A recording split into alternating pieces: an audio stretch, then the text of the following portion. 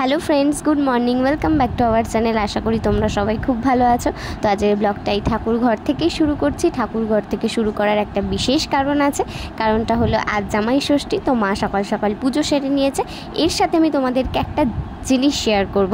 সেটা হলো গিয়ে দেখো এই জিনিসটা, এটা হচ্ছে এখানে আছে হচ্ছে অশ্বত্থ বট, তোমার লেবু, বাঁশ, করমচা, লিচু আর আম, এই সবকটা গাছ দিয়ে একটা পাখা দিয়ে বেঁধে মা এটাকে স্নান করিয়ে নিয়েছে। সাথে একটা গোটা ফলও দিতে হয়। দেখো একটা আম দিয়েছে।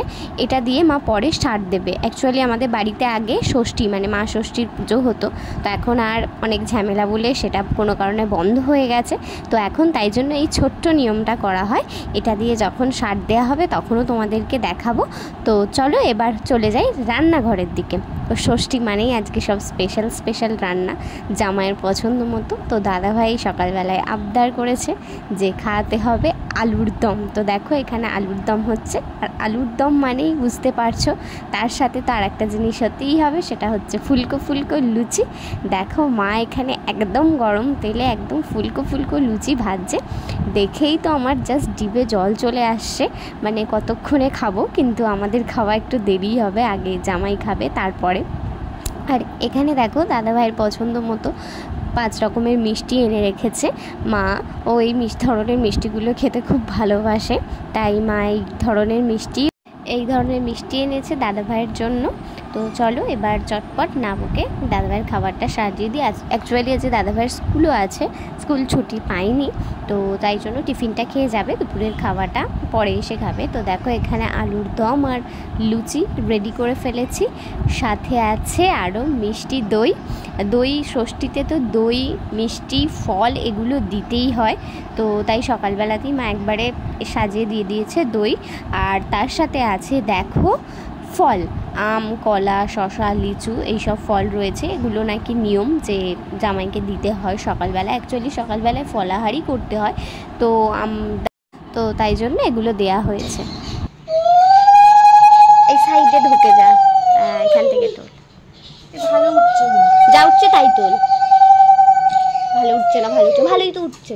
আবার কত ভালো উঠবে? তোর কি এবার ডিএসএলআরের ছবি চাই নাকি?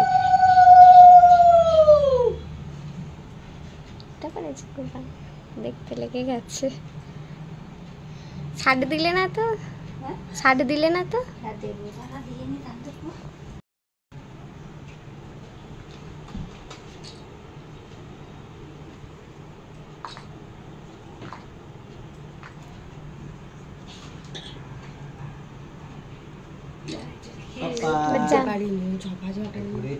ঠিক আছে, যা তুলেছিস তুলেছিস, এবার একটা তুলে নে।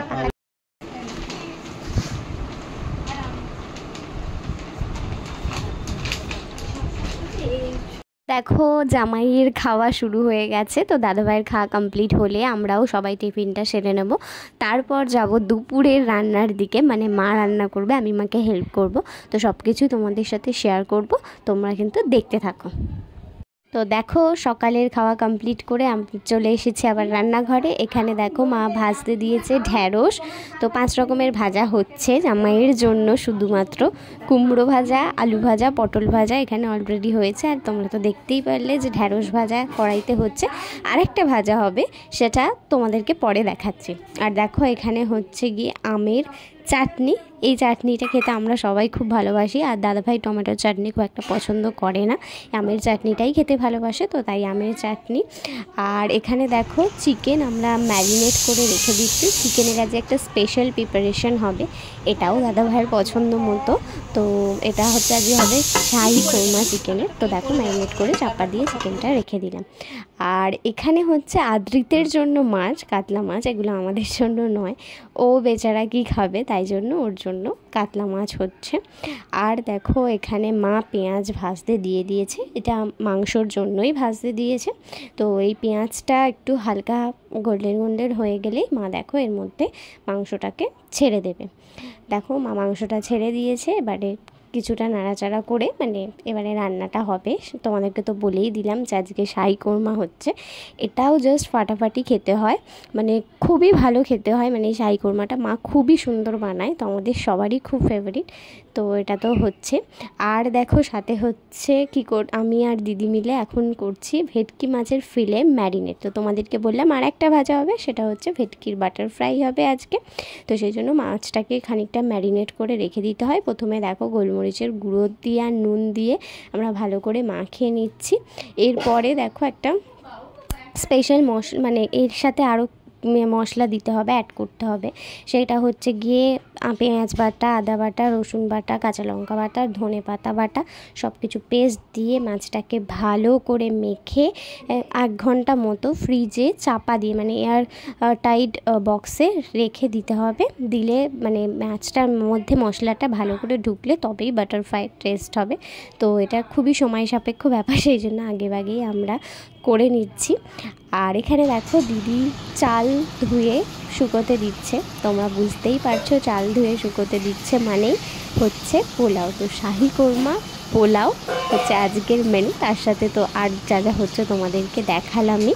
আর এখানে দেখো মার চিকেন একদম রেডি হয়ে গেছে, দেখেই তো মনে হচ্ছে খুব টেস্টি হয়েছে। আর গন্ধটাও ছেড়েছে অসাধারণ, মনে হচ্ছে এক্ষুনি কড়াই থেকে তুলে খেয়ে নিই।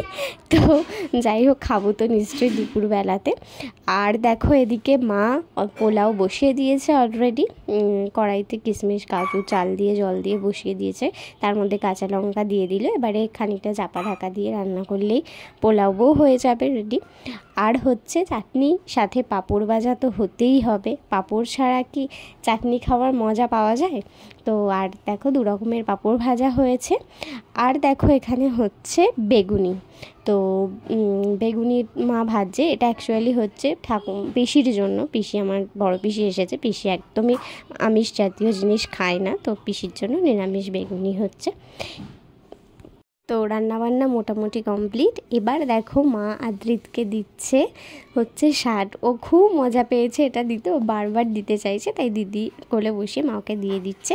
এবারে ফ্রাইটা তখন আমরা বললাম যে ম্যারিনেট করে রেখে দিয়েছি, ভাইটা তো গরম গরম ভেজে খেতেই ভালো লাগে। তো দাদাভাইও চলে এসেছে, তাই মা বাটার ফ্রাইটা ভাজতে শুরু করে দিয়েছে।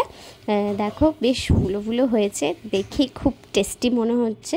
তো খেতে কীরকম হয়েছে এখন জানি না, তো টেস্ট করে তোমাদেরকে নিশ্চয়ই জানাবো। আশা করি খুবই ভালো হবে খেতে, কারণ দেখেই মনে হচ্ছে যে খেতে খুব ভালো হয়েছে। তো দেখো মা দাদাভাইকে সমস্ত খাবার সাজিয়ে দিয়ে দিয়েছে। মেনু তো কি তোমাদেরকে আগেই বলে দিয়েছি, তার সাথে মা স্যালাডও দিয়েছে, তাই তোমাদেরকে মেনু আর বললাম না আবার করে। তো দেখে আমারও খুব জোর খিদে পেয়ে গেছে, তো এবার আমরাও খেতে বসবো আর কি। তো দই মিষ্টিটা এখন মা দেয়নি, দাদাভাই খাবে না বললো, এখন আর পেট ভর্তি হয়ে যাবে বললো। তো যাই হোক, আজকের ব্লগটা এখানেই শেষ করলাম। তোমাদের কীরকম লাগলো অবশ্যই কিন্তু কমেন্ট করে জানিও।